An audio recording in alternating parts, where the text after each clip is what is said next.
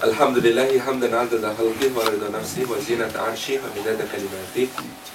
Nahmaduhu wa nasta'inuhu wa nastahdihi wa natubu ilaihi wa la na'budu illa iyyahu wa natawakkalu alaihi. Allahumma fasalli wa sallim wa barik ala sayyidina Muhammad wa ala alihi wa ala ashabihi wa dzurriyyatihi wa man tabi'ahum bi ihsanin ila yaumina hadza wa ba'di. Wassalamualaikum warahmatullahi wabarakatuh. Waalaikumsalam warahmatullahi wabarakatuh. Puji syukur kepada Allah Subhanahu wa taala atas limpahan karunia-Nya. Pada kesempatan yang indah ini Allah menghimpun kita semua di tempat yang sungguh-sungguh Masya Allah. Saya tidak menduga akan sampai ke sini. Ini karunia Allah yang sangat besar. Mudah-mudahan setiap langkah menuju ke rumah Allah ini, Masjid Safinah yang kita cintai ini, tiap tapaknya menggugurkan dosa-dosa kita, meninggikan derajat kita di sisi Allah Subhanahu wa taala, dan menjadi pemudah jalan kita semua menuju ke surga. Dan duduk kita semua semoga termasuk taman di antara taman-taman surga. Sebagaimana sabda Kanjeng Nabi sallallahu alaihi wasallam, beliau pernah mengatakan, majtama'a qaumun fi baitin min buyutillah yatluna kitaballah wa yatadarasunahu bainahum illa ghasyiyatuhumur rahmah wa hafatsumul malaikah wa nazalat alaihimus sakinah wa dzakarahumullahu fi man indah. Rawahu Muslim wa sahih. Kanjeng Nabi ngendika, tidak berkumpul satu kaum di satu rumah di antara rumah-rumah Allah, maksudnya di masjid, di dalamnya mereka membaca kitab Allah dan mengkajinya di antara mereka, kecuali keadaan mereka itu satu, ghasyiyatuhumur rahmah, rahmatnya Gusti Allah dicurah-curahkan kepada mereka. Rahmatnya Allah itu 100 bagian. Yang satu bagian, kata para ulama, melekat pada sifatnya Ar-Rahman, Zat yang maha pengasih dan kasihnya tiada pilih-pilih. Diturunkan ke dunia satu bagian dari rahmat ini sejak awal zaman sampai akhirnya untuk seluruh makhluk tanpa kecuali. Semua dapat. Yang mukmin, yang kafir, yang mukmin, yang munafik, yang mukhlis, semuanya dapat. Tidak pandang bulu Allah memberikan nikmat dari rahmat yang satu bagian ini. Semuanya mendapatkan satu bagian rahmatnya Allah ini, mencukupi untuk manusia, hewan, tumbuhan, jin, semua. Adapun yang 99 bagian Gusti Allah tahan, melekat pada sifatnya Ar-Rahim. Ar-Rahim itu artinya zat yang maha penyayang, yang sayangnya tiada batas berbilang. Dan kemudian ini dikhususkan untuk yang beriman dan bertakwa oleh Allah Subhanahu wa taala. Mudah-mudahan kita termasuk makhluk yang mendapat kehormatan 100 bagian rahmat Allah, semuanya kita dapat. Amin. Yang kedua, orang duduk-duduk seperti ini, di majelis seperti ini, di dalam masjid seperti ini, membaca ayat seperti tadi, mengkajinya seperti kita yang lakukan nanti insyaallah. Ini yang kedua keutamaannya adalah wahafatsumul malaikah. Malaikat-malaikat turun untuk menaungkan sayap-sayapnya kepada mereka. Malaikat itu punya sayap, punya. Dalilnya di mana? Di surah Fatir. Dzu ajnihatin matsna wa thulatsa wa ruba. Matsna wa thulatsa wa ruba itu bukan cuma ayat di surah, saking agungnya malaikat. Di bumi ini, tempat kita semua hidup ini, sak jagat yang abuh itu, sak jagat aboleh gitu, di banget itu ya. Itu kalau diletakkan di antara kedua mata malaikat itu seperti sebuah cincin. Gede ini semene tok, Mas. Itu bumi. Lawak dhewe nang jero bumi ngono iki suwi. Ngono arep nantang malaikat mau. Gak bisa gitu. Masya Allah, ini saking agungnya malaikat. Nah, ternyata dalam satu hadis riwayat Imam Ahmad, Imam Tirmidzi, dan Imam Abu Dawud, Kanjeng Nabi SAW mendiko, Allah punya malaikat yang khusus tugasnya beredar di antar langit dan bumi, jumlahnya lebih banyak daripada malaikat pencatat amal. Malaikat pencatat amal sama manusia banyak mana? Banyak pencatat amal. Wong malaikat 2 untuk 1 orang. Nah ini lebih banyak lagi. Lebih banyak dari malaikat pencatat amal. Tugas mereka apa? beredar di antara langit dan bumi. Tiap kali ada majelis ilmu seperti ini, itu malaikat turun rebutan mencari orang-orang yang bermajelis ilmu, lalu menaungkan sayapnya kepada mereka. Untuk apa? Ngeri tau Junaid. Jadi kemudian mereka di situ ngapain? Ya Allah, ini hambamu ya Allah, namanya Dian ya Allah, ini hambamu ya Allah, namanya Irfan ya Allah, ini hambamu namanya Bidi. siapa lagi? Usul lagi. Saya bisa lupa nama, malaikatnya enggak. Oke. Tapi semuanya itu kemudian menaungi sayap dan kemudian mengatakan nahnu auliyaukum fil hayatid dunya wal akhirah. Kami akan jadi pembela-pembela di kehidupan dunia dan akhirat. Tenang bro. Gitu kan malaikat. Tenang bro, aku pembelamu bro. Nanti kemudian dia akan memintakan kepada Allah, ya Allah ini buat tolong dirahmati, ya Allah ini tolong diampuni, ya Allah ini tolong diridhoi. Begitu majelisnya bubar, mereka rebutan menghadap Allah Subhanahu wa taala.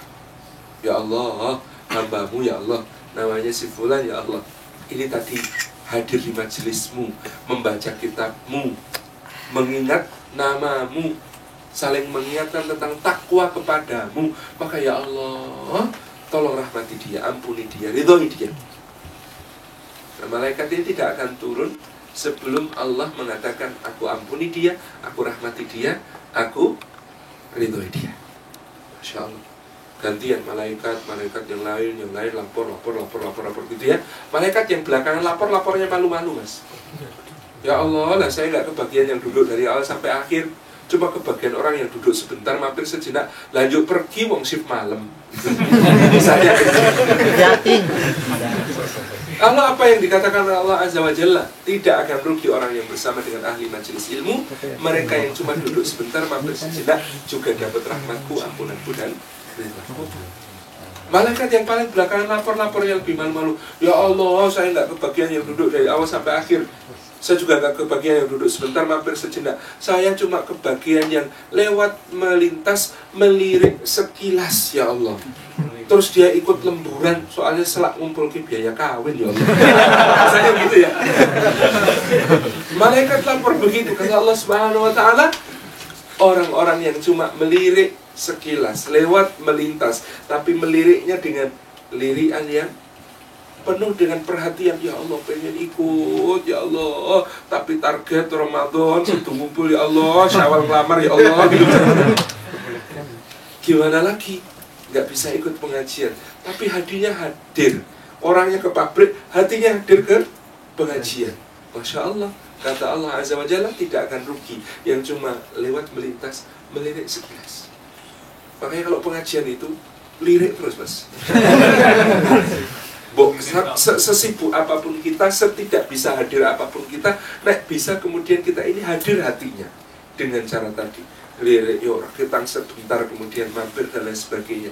Karena apa? Kata Imam Nawawi dalam Syarah Sahih Muslim, coba perhatikan hadis man salaka tariqan yaltamisu fihi ilman sahalallahu lahu bihi tariqan ilal jannah. Hadis yang menyatakan orang yang menempuh jalan menuju ilmu itu dimudahkan bagi jalan ke surga. Kata Imam Nawawi, oh itu cuma jalannya loh, bukan ngitung seberapa paham, seberapa ngerti, seberapa domblong di majelis itu. Itu tuh nggak dihitung sama Allah sebelum dihitung langkahnya. Langkah apa? Langkah yang akan mendekatkan dia ke surga. Mangkat tok itu. Mangkat tok.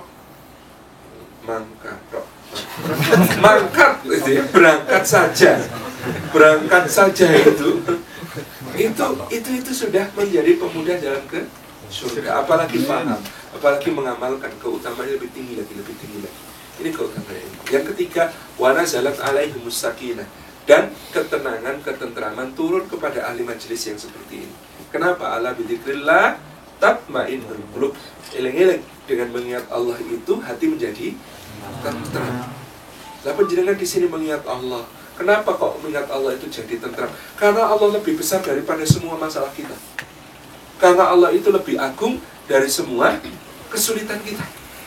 Karena Gusti Allah itu lebih agung dari semua utang kita. Dan jenengan nggak boleh utang ya, boleh utang. Masya Allah ya. Karena Allah itu lebih besar daripada semua masalah kita. Ini menjadikan kita tentram, hati kita tentram. Jodoh mas, Jodoh itu sudah tertulis Mas di Lauhil Mahfuz, jenengan kemana saja ngubernya. Kalau sudah jatahnya itu, ya ketemunya itu. Yang jadi ujian itu cara ngambilnya, jalan halal apa jalan haram lah gitu. Sampai dikasih uang 10 juta. Tapi beda rasanya loh, sama-sama 10 juta itu. 10 juta dalam amplop tertutup, baunya wangi, diulungkan dengan penuh kemesraan, senyum, monggo silakan diterima, mudah-mudahan manfaat ya gitu. Itu 10 jutanya enak terimanya kan. Tapi 10 juta bentuknya uang receh 500-an rupiah semua dalam karung, baunya busuk, dilempar ke muka sambil kita dicaci maki. Hambok 10 juta tetap gak enak. Jodoh sampean itu juga begitu. Hambok namanya Siti Fatimah, sama-sama Siti Fatimah. Cara ngambilnya dengan jalan yang diridhoi Allah, dengan cara jalan yang dimurkai Gusti Allah. Dapatnya itu rasanya yang beda. Padahal yang penting kan rasanya. Dan rasa nggak pernah bohong. Rasa beda Pak. Ini luar biasa. Jadi Masya Allah gitu. Makanya kenapa kemudian kita ini tentram. Sudah ada jatahnya. Teman saya itu ada yang S1 kuliah di Singapura. Pengennya nikah sama muslimah Singapura yang keturunan Cina sipit-sipit yang ngomongnya don't play operating this masih. Ternyata nggak ada yang tahu. Kuliah S2 ke Australia, pengennya nikah sama muslimah Australia yang keturunan Lebanon, matanya biru, matanya hijau itu. Nggak ada yang mau.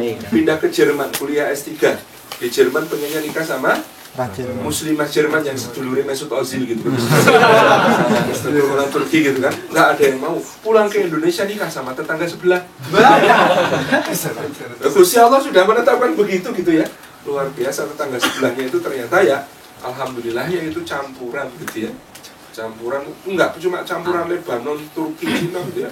Wong Indonesia itu kita ini konon campuran seluruh dunia jadi satu di Indonesia. Sampean itu ada Arabnya sedikit gitu ya, ada Cinanya sedikit gitu ya, ada Afrikanya. Afrikanya itu campuran paling lengkap gitu. Sampai ada seorang ulama mengatakan karena kalian itu campuran paling lengkap, maka sampean itu, kata beliau gitu ya, ini ulama Palestina yang ngomong, sampean itu wujud asli manusia. Aslinya dari zaman Nabi Adam sampai Nuh itu kayak kita katanya. Nah habis itu karena anaknya Nabi Nuh itu warna-warni, ada Ham, Sam, Yafith yang warnanya putih, warnanya merah, warnanya hitam, nyebar ke seluruh penjuru dunia, terus berbangsa-bangsa bersuku-suku.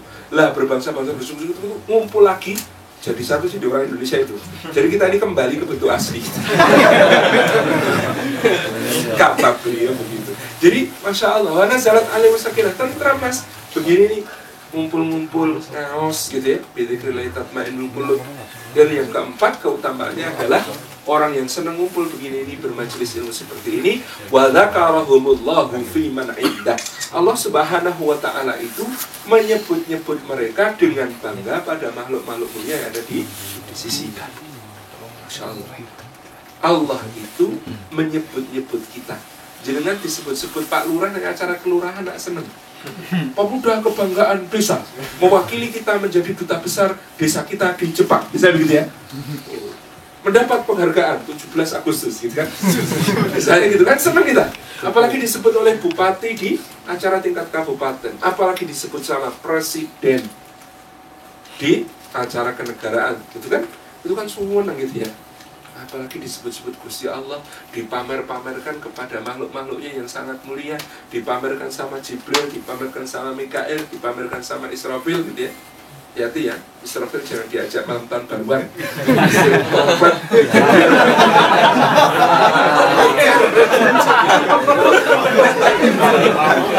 Kiamat bro. Bahaya itu malam tahun baruan itu kalau sampai Israfil ikut-ikutan. Acur.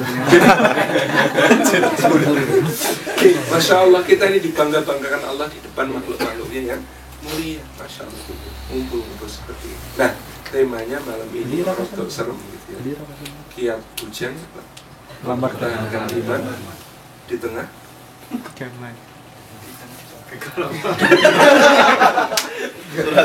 elak nanti. Masya Allah ya. Apa kiatnya mempertahankan iman itu?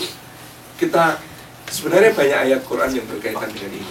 Tapi kita ambil yang sederhana saja biar kita kemudian nanti pembahasannya tidak terlalu panjang. Kiat mempertahankan iman itu dua. A'udzubillahi minasyaitonirrajim. Gusti Allah berfirman dalam surah Taubah, ya ayyuhalladzina amanu taqullaha wa kunu ma'as-shadiqin. Dua ini saja. Gusti Allah ketika, wahai orang-orang yang beriman, bertakwalah kepada Allah. Satu, wa kunu ma'as-shadiqin, dan bersamalah orang-orang yang benar. Satu, bertakwa kepada Allah. Kiat pertama mempertahankan iman itu adalah dengan bertakwa kepada Gusti Allah. Apa artinya takwa? Sayyidina Umar bin Khattab pernah tanya kepada Ubay bin Ka'ab, sahabat yang faqih di antara sahabat-sahabat Ansar, namanya Ubay bin Ka'ab. Kata Sayyidina Umar, takwa itu apa? Ini versi Sayyidina Umar gaul ya. Halamu sesuai kadar kepayahan yang kamu rasakan. Nah, saya lanjutkan tadi. Sayyidina Umar bin Khattab mengatakan dia pernah. Ubay bin Ka'ab bertanya lagi, terus apa yang engkau lakukan ya Amirul Mukminin kalau kamu berjalan di tempat yang seperti itu? Sayyidina Umar menjawab, aku berhati-hati. Pripun iki?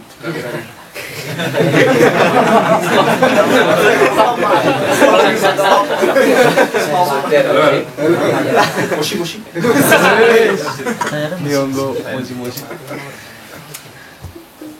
Apa yang dilakukan? Aku berhati-hati. Kata Ubay bin Ka'ab, fadzalika taqwa. Itulah makna takwa. Jadi takwa itu artinya hati-hati. Hati-hati. Di sini banyak jebakan. Hati-hati. Di sini banyak duri. Hati-hati. Di sini banyak lubang. Bahaya banget ini. Banyak sekali hal yang sangat berbahaya di dunia ini. Maka hidup di dunia itu harus dengan takwa. Yang takwa itu maknanya hati-hati. Dalam hadis yang lain, Rasulullah SAW bersabda gitu ya, faman ittaqa syubuhat faqad istabra'a lidinihi wa irdihi. Siapa yang ittaqa, bertakwa kepada syubhat, perkara yang samar-samar, maka makna takwa di situ adalah hati-hati. Barang siapa berhati-hati terhadap yang syubhat, maka dia telah menjaga kehormatannya dan agamanya. Dalam keadaan ada yang meragukan, ini tadi minumannya nanti banyak memabukkan apa enggak ya? Meragukan, tinggal gitu kan. Ini dicampur minyak babi apa enggak ya? Dalam makanan misalnya gitu. Karena ada orang dari Indonesia dipeseni sama istrinya, nanti kalau ke Jepang Pak, hati-hati makannya Pak, di sana itu banyak yang dimasak pakai minyak babi. Oh iya, nanti tak tanya kalau ada masakan. Terus dia di sini tanya, ini daging apa? Sapi Pak, masaknya pakai apa? Minyak babi. Saya nggak mau. Ini daging apa? Ayam Pak, masaknya pakai apa? Minyak babi Pak. Saya nggak mau. Ini daging apa? Babi Pak, masaknya pakai apa? Minyak sayur. Enak.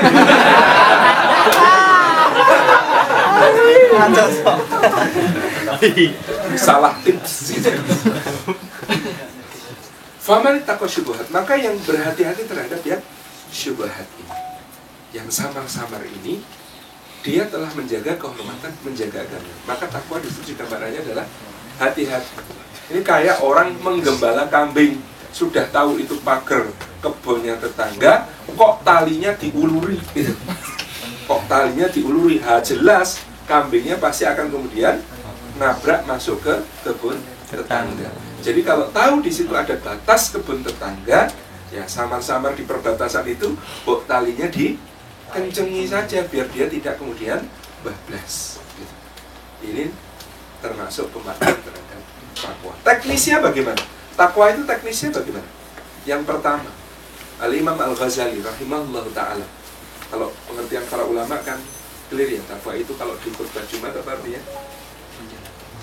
Menjalankan segala perintah Allah, menjauhi segala larangannya. Gitu ya. Itu definisi paling gampangnya begitu. menjalankan segala perintah Allah, imtithalul awamirillah, wajtinabun nawahihi, dan menjauhi segala larangan. Tapi secara operasional yang lebih gampang itu penjelasannya Imam Ghazali rahimahullah ta'ala. Enak itu Imam Ghazali itu kalau jelaskan. Satu, takwa itu ada 5 unsur. Satu namanya muraqabah, yang kedua namanya muahadah, yang ketiga namanya muhasabah, yang keempat namanya muaqabah, yang kelima namanya muhasabah. Nah, calon istri sampai musyarafah, bisa gitu ya. Sembilan. Hah? 9. Bukan kebakaran. Sahur. Oh, aduh. Jam bumbu. Jam film. Satu, takwa itu artinya muraqabah. Apa artinya muraqabah? Merasa diawasi Gusti Allah. Jadi orang bertakwa itu ciri pertamanya dia selalu merasa diawasi Allah. Mantranya apa mantranya? Jadi ada seorang ulama di zaman tabi'in itu kemana-mana itu ngomongnya begini, Allahu ma'i, Allahu nadhari, Allahu sami'i, Allah bersamaku, Allah melihatku, Allah mendengarku, Allah bersamaku, Allah melihatku, Allah mendengarku. Nah, melihatnya Allah, mendengarnya Allah, mencatat amal perbuatannya, selalu bersama kita kemanapun kita ada, itu ya, ini yang harus kita hadirkan di dalam hati kita. Nek, susah, jenengan bayangkan jenengan itu bintang film kita jadi.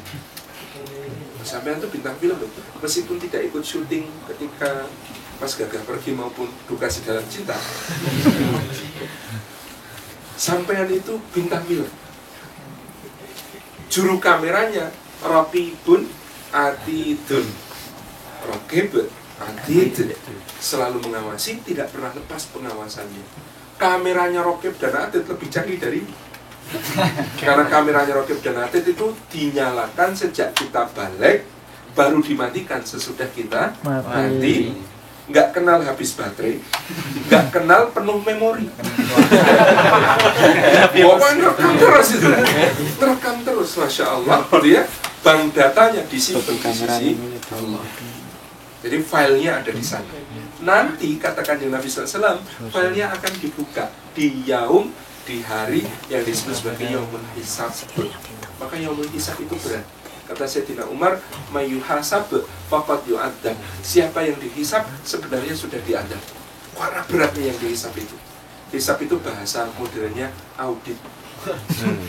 Di auditnya itu padahal caranya bagaimana? Kata Nabi SAW, nanti akan ditampakkan segala amal perbuatannya plus ditampakkan semua nikmat Allah yang sudah diterimanya. Nah, sampean bayangkan, ini nikmat Allah ditayangkan semua yang sudah kita terima sebagai karunia Allah. Lah yang sebelah sini itu tayangan amal kita yang itu menggunakan nikmat Allah ternyata justru untuk durhaka kepada Allah, untuk bikin dosa kepada Allah, untuk melakukan maksiat kepada Allah.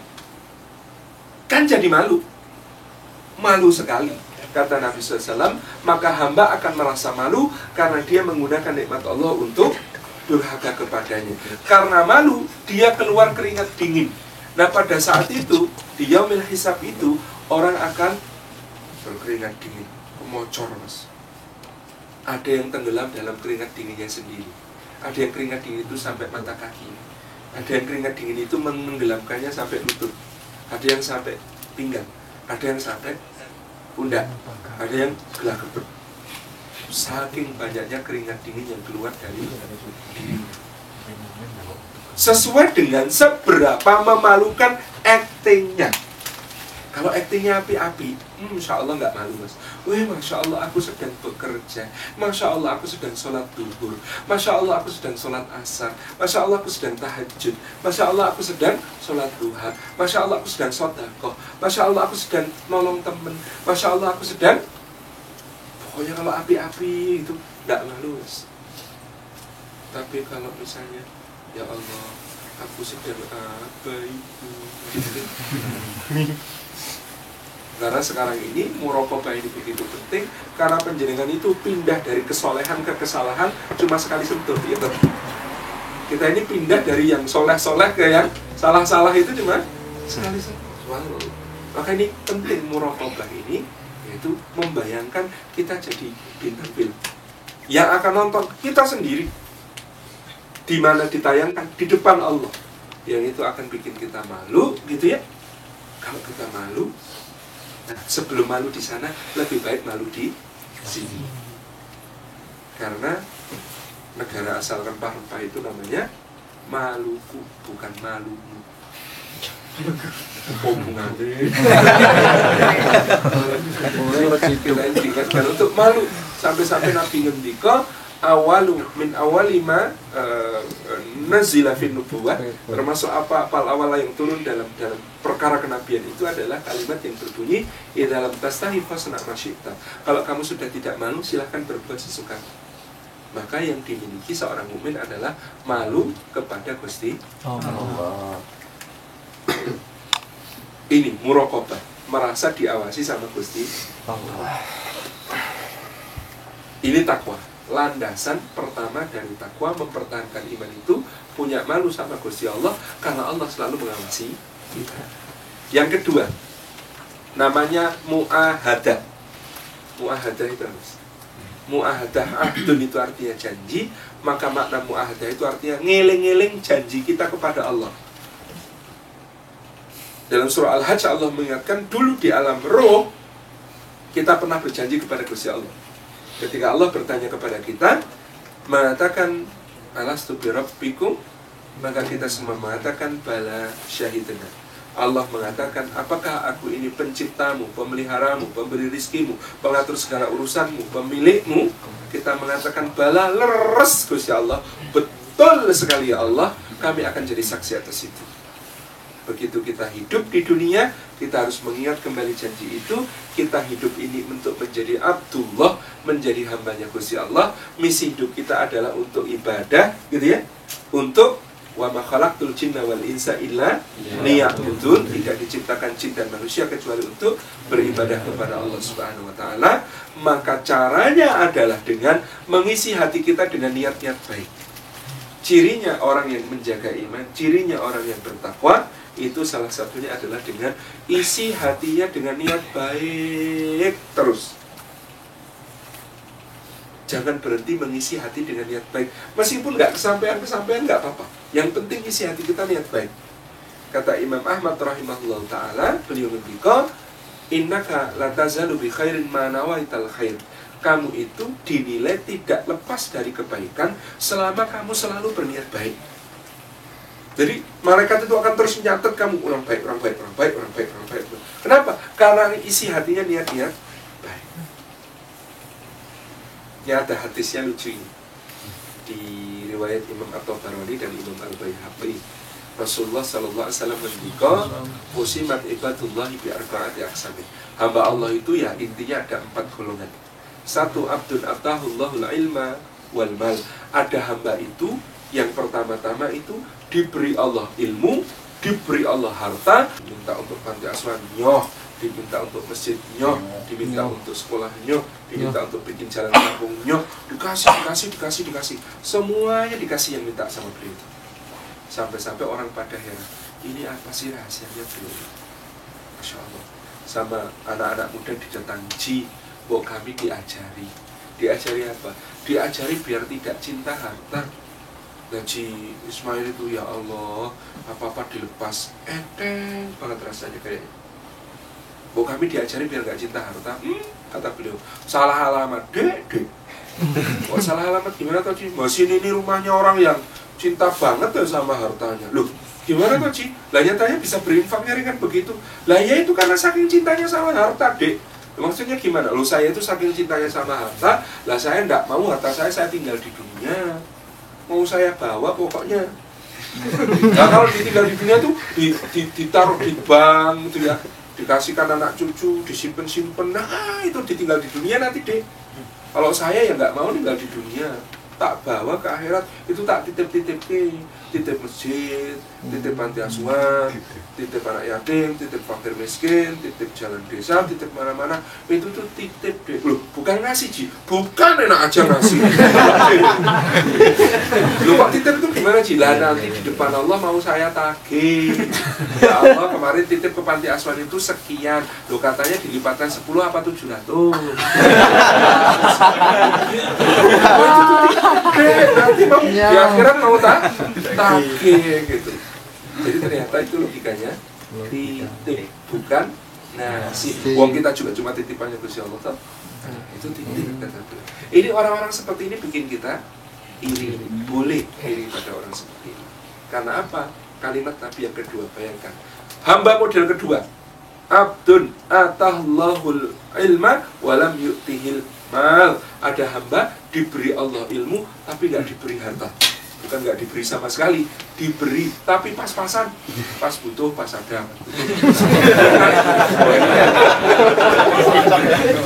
Saya seneng jadi orang kayak gitu, pas-pasan gitu ya.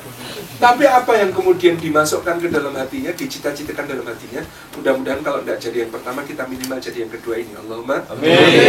Yang kedua ini mengatakan apa? Ya Allah, kalau saya diberi kayak hamba yang pertama itu, ya Allah, saya juga akan beramal seperti dia, ya Allah. Yang menggembirakan untuk kita, ya saya sama jenengan 11-12 ya. Itu adalah sabda Nabi SAW, beliau ngendika fa'ajruhuma sawa, pahala dua macam orang ini sama di sisi Allah. Loh, yang satu amalnya cetha welo-welo ketok moto jelas luar biasa gitu ya, kemanfaatannya bagi sesama, itu ternyata bisa disaingi oleh orang yang cuma niat, Mas. Ya Allah, lah saya kalau dikasih kayak beliau, ya saya insya Allah mau beramal sama beliau. Tapi biasanya orang yang hatinya niatnya jujur begitu, itu diuji sama Allah. Nanti dikasih beneran. Jajal tak naik tenang gitu kan. Coba kalau dikasih beneran, dia bisa beramal kayak yang pertama beneran apa enggak. Itu biasanya diuji sama Allah. Demikian. Makanya jangan itu cita-cita sugih kayak begitu. Cita-citanya sugih. Cita-cita sugih itu bukan cita-cita duwe. Cita-cita titip kayak Haji Ismail. Ya Allah, pengen titip panti asuhan, ya Allah. Ya Allah, pengen titip masjid, ya Allah. Ya Allah, pengen titip. Jadi hidup itu penuh keinginan untuk titip. Masya Allah. Itu nikmat. Itu nikmat. Itulah niat. Jadi ini pentingnya niat. Karena niat itu menentukan mukmin atau munafik. Kata Nabi, mukmin itu niatnya lebih bagus daripada amalnya. Kalau munafik, amalnya lebih bagus dari niatnya. Bisa ditangkap? Kasih contoh ya.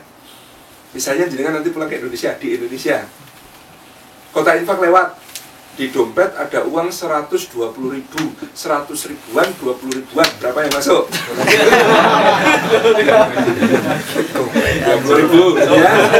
Kalau jumlah uangnya naik jadi 130, 100-an, 20 ribuan, 10 ribuan. Jadi berapa yang naik masuk? Kurang. Misalnya jumlahnya naik lagi jadi 135, 100-an, 20 ribuan, 10 ribuan, 5 ribuan. Berapa masuk? 5 ribuan.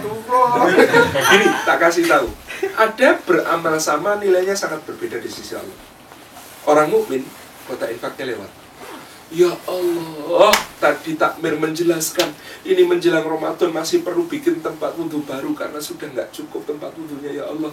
Tadi katanya dana dibutuhkan 10 juta, ya Allah. Oh, pengen tak tanggung semua, ya Allah. Itu 10 juta biar pahalanya orang yang wudhu itu saya semua yang dapat, ya Allah. Lah, tapi Engkau Maha tahu, ya Allah, di dompet cuma ada 130. Itu pun masih untuk seminggu, ya Allah. Maka ampuni saya, ya Allah. Baru kuat hari ini infaknya 10 ribu. Masuk 10 ribu. Niatnya berapa? 10 ribu. Amalnya berapa? 10 ribu. Mukmin apa bukan? Mukmin. Niatnya lebih bagus daripada amalnya. Mukmin. Ada satu lagi. Kota infak lewat. Weh, ini kota infak kok usil banget lewat depan saya. Pada ngeliatin lagi.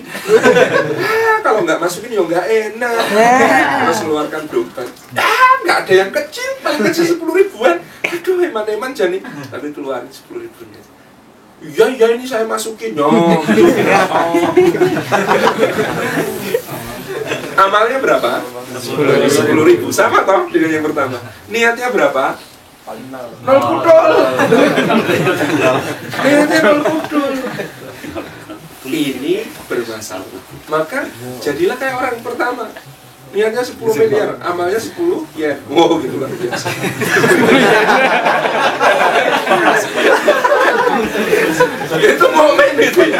momen niatnya besar, gede, wapi gitu. Itu momen. Masya Allah. Itu kekuatannya niat. Karena Gusti Allah itu yang dilihat bukan hasilnya. Yang dilihat ikhtiar kita, kesungguhan kita, niat kita. Itu Gusti Allah. Nah, kalau manusia tuh melihat hasilnya, mana Pak? Katanya kamu itu mau beramal, kemudian bekah kurang. Itu manusia. Kalau Gusti Allah yang dilihat kesungguhannya, niatnya itu. Masya Allah. Nah, ini hadisnya berlanjut. Orang ketiga, Abdul Allahul mala wa lam yu'tihil ilm. Dikasih harta berlimpah, nggak dikasih ilmu, nggak bisa bertakwa. Akhirnya apa? Jadwal maksiat setahun sudah disusun. Bulan apa ke Makau, bulan apa ke Singapura, bulan apa ke Dubai, bulan apa ke Monaco, bulan apa ke Las Vegas. Itu semua sudah ada jadwalnya setahun itu. Biasa abdu, kata Nabi, ini seburuk-buruk hamba. Isinya maksiat aja hidupnya itu. Tapi ada yang lebih celaka. Hamba keempat. Ada hamba, nggak dikasih ilmu, nggak dikasih harta. Hidupnya melarat, tapi apa yang kemudian dia katakan pada hatinya? Ya Allah, kalau saya dikasih harta kayak orang yang ketiga itu, saya bisa maksiat lebih dahsyat. Jadi isinya hatinya itu cita-cita maksiat. Apapun, judi di Makau cuma bawa 3 juta dolar. Saya Makau tak layani sampai adol seluruh aset di Indonesia. Mesti menang, punya bandar. Nah, gitu ya. Tapi dia sebenarnya ya omain yang pinggiran gitu ya, busuk, miskin, makan sehari-hari aja mikir gitu kan. Tapi niatnya niat maksiat tingkat tinggi. Bahwa semuhuma, kata Nabi, bahwa semuhuma sawak, lah itu kok yang timbangannya di sisi Allah nantinya ya sama. Kan rugi. Nah, yang ketiga lumayan, maksiatnya tenanan, dosa tenanan, siksa tenanan gitu kan. Lah yang keempat, maksiatnya hayalan, dosa tenanan, siksa tenanan.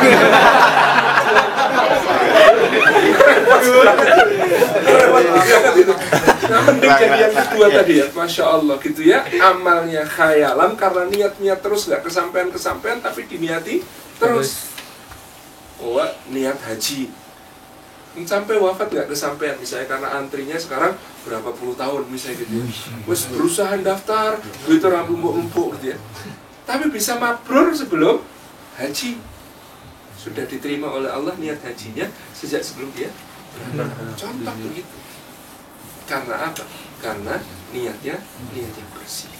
Maka mu'ahadah itu artinya bahwa hati kita ini diisi niatnya baik gitu. Nawa itu bismillah nanti malam tahajud. 15. Dihitung tahajud ya? Dihitung sama Allah. Niati sih.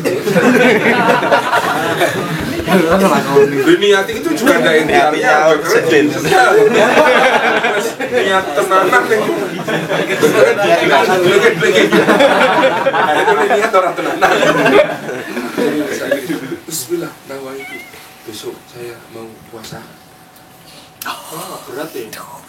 Akhirnya dia sudah puasa dari pagi di niat paling ngerasa kerja dan makan siang enak, kan gitu. Dapat niat gitu. Nanti kalau punya istri bagus lagi tuh, istrinya itu tiap pagi tuh. Bukan, istrinya itu niat puasa sunnah. Siang itu suaminya pulang sebelum waktunya. Agak jadi puasa, tapi dapat pahala puasa, dapat pahala melayani opo.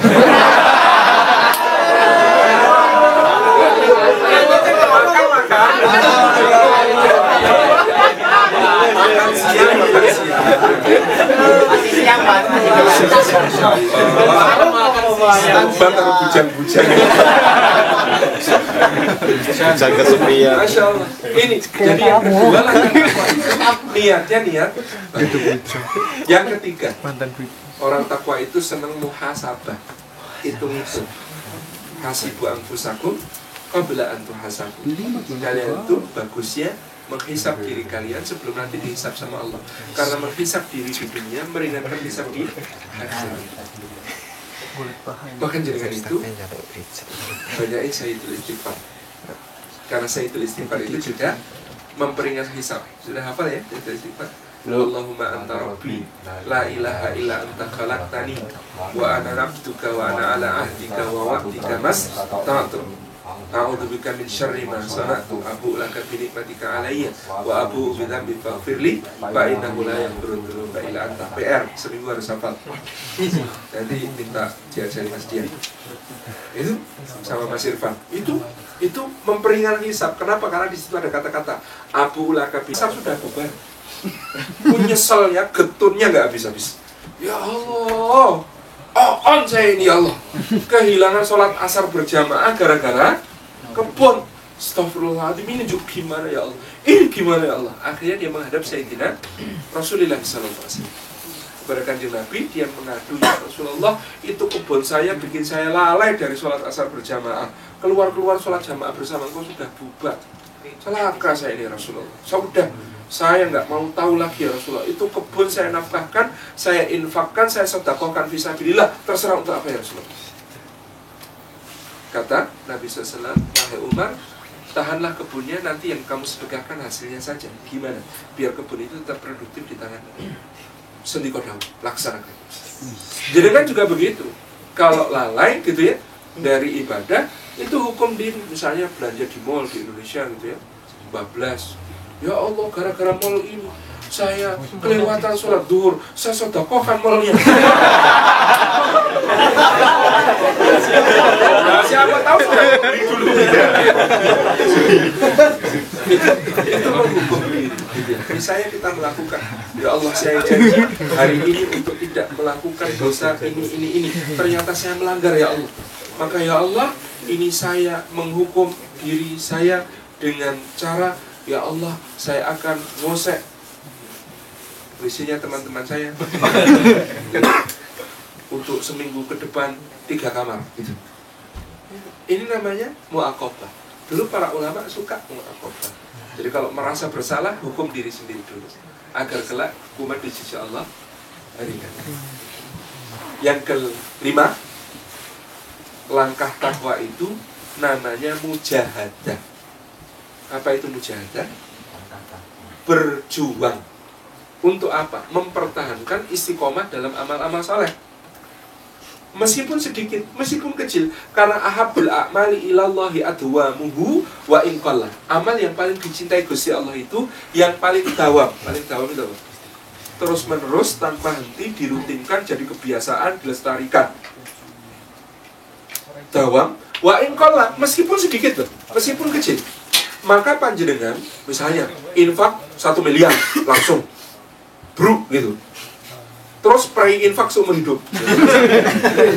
Itu akan kalah keutamaannya dengan orang yang mungkin infaknya sehari misalnya 1.000 yen. Ya nono duitnya. Yang nono duitnya yang niatnya toh. Nah, wah itu misalnya 100, katakanlah 100 yen sehari. Sedekah diniati gitu ya. Tiap hari atau mungkin cuma 10 yen sehari diniati. Sedekah terus itu. Yang istiqomah terus menerus ini lebih afdal, lebih utama. Kenapa? Karena dia lebih melatih keikhlasan. Hanya 1 miliar langsung. Oh, kabeh wartawan meliput, Mas. Semua orang datang wawancara. Semua orang kalau ketemu monggo. Senyum gitu. Wagum, bangga gitu. Itu karena berat ujian keikhlasannya orang yang amalnya langsung sabruk penduduk gitu. Tapi kalau kemudian amalnya sedikit, wartawan mana yang mau meliput? Wartawan akhirat yang meliput. Namanya Raqibun Atid. Itu pasti meliput. Jadi tenang saja, nggak diliput wartawan duit, diliput wartawan akhirat terus gitu ya. Dikit-dikit itu melatih keikhlasan. Lihat orang lihat Yoben, nggak lihat Yoben, dipuji Yoben, orang Yoben terus itu. Senjatanya orang Jawa itu kan 2 ya, pokok men sama Yoben. Kalau sudah pokok men sama Yoben itu sudah tidak bisa diganggu-gugat. Jadi ini Masya Allah sedikit-sedikit. Jenengan, oh saya pokoknya mau tahujudan mantep dari Ba'da Isya sampai subuh. 3 malam berturut-turut Ba'da Isya sampai subuh, Ba'da Isya sampai subuh, Ba'da Isya sampai subuh. Baru itu opnam masuk rumah sakit. 3 bulan itu kalah keutamaannya daripada yang mungkin bangunnya setengah jam sebelum subuh, terus sholat 2 rakaat diniati tahajud, tambahin 1 rakaat diniati witir, tapi tiap hari nggak pernah putus. Itu akan lebih afdol. Nah, lebih afdol lagi banyak istiqomah. Masya Allah. Jadi amal itu Gusti Allah nggak lihat besar kecilnya, tapi ahsanu amal yang paling ihsan. Ihsan itu apa? Yo, ikhlas, istiqomah, ditekati gitu ya, dilaksanakan dengan penuh kesungguhan. Namanya mujahadah. Dan kalau perlu kita ini perlu punya satu amal yang kita rutinkan rahasia. Sing sudah pada orang tahu ya wis lanjut gak apa-apa gitu ya. Cari amal yang bisa kita rahasiakan. Ben gak ono sing ngerti. Kecuali kita kan Masya Allah. Supaya apa? Supaya kita simpenan, siapa tahu nanti di akhirat amalmu mana? Ini ya Allah. Nah, sudah habis dipuji gitu. Oh iya ya Allah. Lah ini gak ada yang tahu kok, cuma kau yang tahu. Oh iya, ya wes le, tak kasih kan. Ini karena kita ingin mendapatkan sesuatu yang kita aja kata Imam Sufyan Ats-Tsauri, amalku yang dilihat orang sudah nggak tak anggap. Kata beliau ya, levelnya beliau itu ulamanya tabi'in. Beliau mengatakan amalku yang dilihat orang sudah nggak tak anggap. Loh kenapa? Gimana kita ini mau ikhlas wong lihat orang senyum sama kita saja maksir. Disenyumin, dikagumin, ditakjubin apalagi Insya Allah berat namanya ikhlas. Jadi mujahadah ini membersihkannya, mengikhlaskan amal, merutinkan, mengistiqomahkan. Karena kalau kita itu rutin beramal sesuatu, kata Imam Ghazali, almar'u yamutu alama asya alaih. Orang itu biasanya akan mati dalam apa yang paling dia biasakan hidup di atasnya. Saya waktu mondok dulu ada kecelakaan, bakul tape ketabrak. Sudah sakratul maut kan kita tuntun, kita talqin. Pak nyebut Pak la ilaha illallah.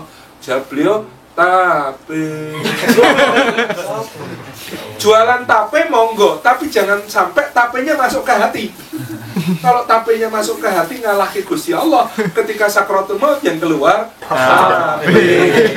Sampai juga begitu. Gawe kapal jujur-jujur mikir.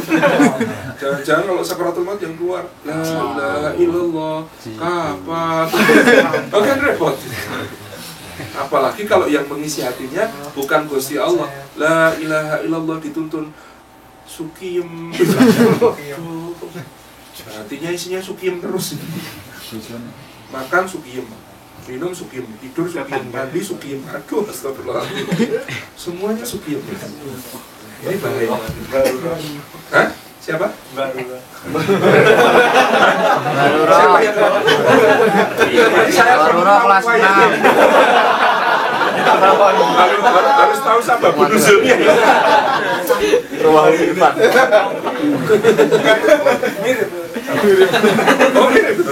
Ini pakai jilbab mungkin. Jadi mujahadah. Ini takwa. Pun ya, takwa hafal ya. Satu apa? Muraqabah, merasa diawasi Gusti Allah. 2, muahadah, isi hati dengan niat baik. Yang ketiga muhasabah, evaluasi. Yang keempat, muaqabah, berani menghukum diri. Yang kelima, mujahadah, berjuang. Oke. Yang kedua, wakunu ma'as-shadiqin, dan bersamalah orang-orang yang benar. Awak dewe itu sudah berusaha kuat gitu ya, jadi pribadi yang soleh. Tapi kalau sendirian, setannya seneng. Ini mudah diterkam ini. Kenapa? Sendirian. Kalau sudah sendirian, Mas, sendirian di kamar, sendirian di kamar mandi, sendirian di sendirian itu bahaya pokoknya. Maka waktu asal pikir kalau bisa banyak-banyak bersama orang benar. Domba itu kalau dalam kawanan aman, kalau nyempal diterkam serigala. Apalagi zikir kita nggak kuat, setannya gampang untuk hinggap. Tapi ada juga Imam Ghazali itu ditanya sama muridnya, ya Imam, saya ini sudah zikir terus lah katanya zikir itu bisa ngusir setan. Lah kok saya dikertosu rasanya setannya datang. Kata Imam Ghazali, kamu bayangkan coba nak, kalau kamu menghalau anjing, pergi,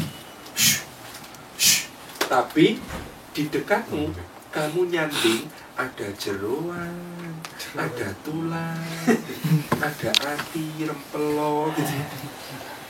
Dimasak enak, baunya harum gitu. Itu apa yang terjadi?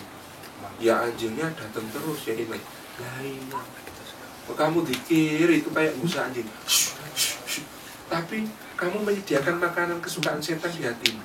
Ya dengki, ya iri, ya tamak, ya sombong. Kamu sediakan di situ.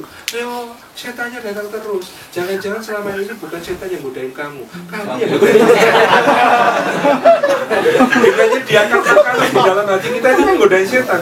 Setan, sini dong ada makanan enak nih. Gitu. Itu ayat suci Quran.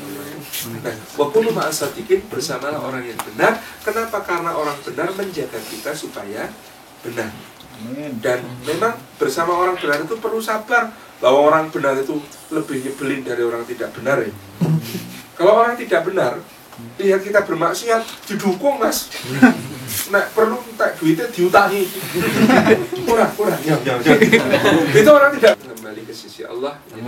Ya, itu ya Allah SWT. Maturnuwun, saya kembalikan kepada pembawa acara. Assalamualaikum warahmatullahi wabarakatuh. Kami Forum Namburan Anci. Sukses berbagi. Betul.